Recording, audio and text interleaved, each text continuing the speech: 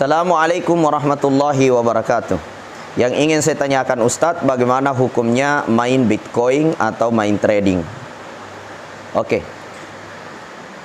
Alhamdulillah, Bitcoin, trading, saham ini adalah perbuatan atau perniagaan yang tentunya ketika kita meninjau secara syar'i, kita harus kembali kepada kaidah syara' bahwa asal segala sesuatu itu hukumnya mubah, boleh-boleh saja, kecuali ada hal-hal yang menyebabkan ia haram secara syar'i, ada dalil-dalil yang mengharamkannya.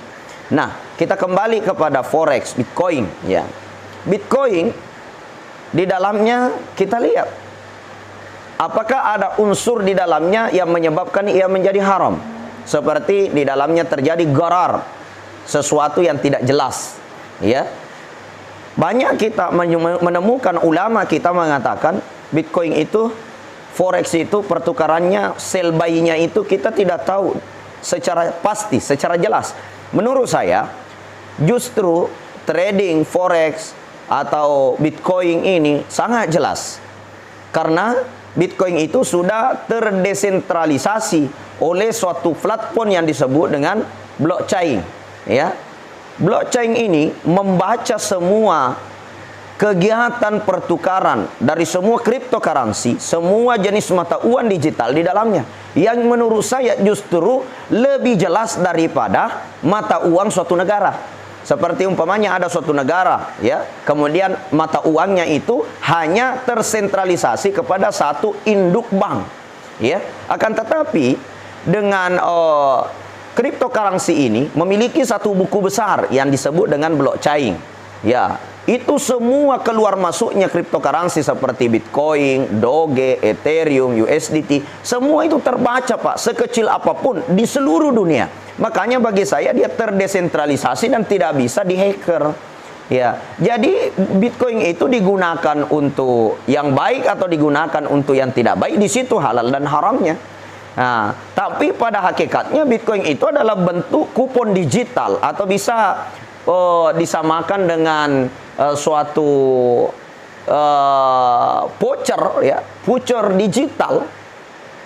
Nah, dan biasanya ada juga yang mengatakan dia haram karena kita jual beli apa di dalamnya ya, kita hanya jual beli angka-angka saja, tidak ada barang katanya. Nah, jadi karena tidak adanya barang sehingga dinyatakan haram. Nah, kalau kita mau mengatakan tidak ada barang, ini juga sangat keliru.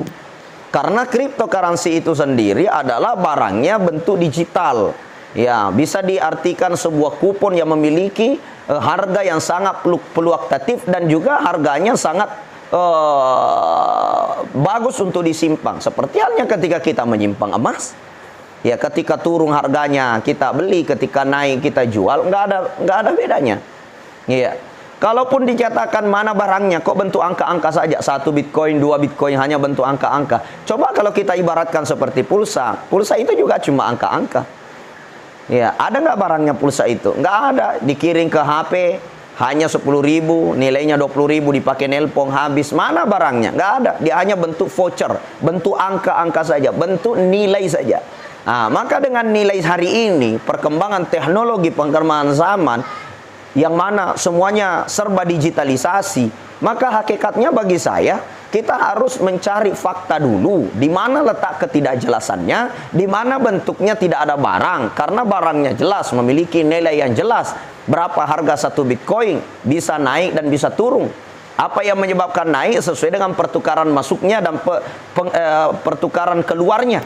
Iya, jadi semua jelas, justru tidak ada yang tidak jelas di dalamnya. Kalaupun dikatakan di dalamnya adalah riba, nah persoalan ribanya itu di mana? Ya, sedangkan kita hanya membeli sebuah voucher atau kita membeli sebuah aset digital yang biasa kita sebut dengan cryptocurrency, yang ada istilah Ethereum, ada namanya e-money, ada namanya USDT, macam-macam. Ada namanya Bitcoin, ada namanya Bitcoin Gold. Ketika kita beli, kemudian kita simpan aset digital ini. Kemudian pada saat harga naik kita jual, harga turun kita beli, di mana letak haramnya dan di mana letak ribanya? Nah, jadi untuk saat ini saya belum menemukan fakta yang di dalamnya yang menyebabkan Bitcoin itu menjadi haram. Karena kenapa? Yang menyebabkan para ulama nasional maupun ulama-ulama internasional menyatakan Bitcoin itu haram karena tidak jelas, maka ketidakjelasannya di mana? Kemudian yang kedua, yang menyatakan dia tidak ada barang, hanya bentuk angka-angka saja. Lalu bagaimana orang jual voucher listrik? Bagaimana orang yang jual voucher HP?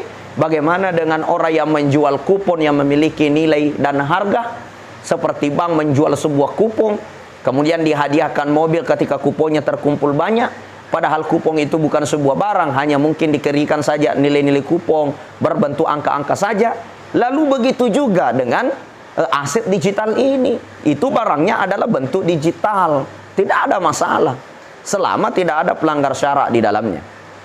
Kemudian bicara forex, saya melihat semua bank itu terintegritas dengan sistem saham dan forex, ya, mengikuti bagaimana perkembangan uang mata uang naik turun seperti euro, dolar, bagaimana pertukaran dari rupiah ke euro, dari euro ke dolar, dari dolar ke euro. Itu semua bank pak terintegritas situ. Makanya orang semua yang menyetor uang di bank, ya, semua orang yang menggunakan bank sentral apapun itu, maka mereka semua tergolong daripada orang-orang yang ada indikasi bersama dengan forex. Maka kalau begitu, saham dan forex juga menjadi haram, maka seluruh bank itu ikut berperilaku haram. Kenapa? Karena semua bank terintegritas dengan sistem trading.